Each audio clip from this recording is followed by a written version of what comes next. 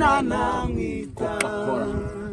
Shalom shalom nshuti bavandimwe tunejejwe no kubatumira mu giterane kizabejo. Stop. Shalom shalom, we invite you, we have a crusade Mu gitaramo kizaba ejo ku itariki 5. It will be the date, it is 5. Kizabera Imbarara It will take place in Imbarara city nejo ku cyumweru. It is on Sunday. Kizotangira saa 8. It will start at 2.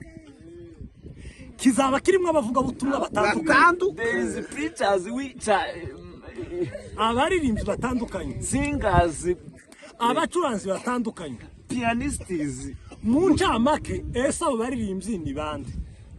Those singers there, nabo ngiye kukubwira. Tuzaba turi kumwe n'umukozi w'Imana Senga Patrick. we have there a singer called Senga Patrick. Tuzaba turi kumwe na Gisubizo Freddy. We shall be with Gisubizo Freddy from Rwanda. Abacuranzi Pianist. tuzoba turi kumwe n'umucuranzi mwemera ku isi ni Dawudi Bugingo. There will be there a pianist called there Alexi and Mboneri. Ejo hazoba hari abavuga butumwa muzi. There will be preachers that you know. Umuvuga butumwa twemera ngo ni Jire.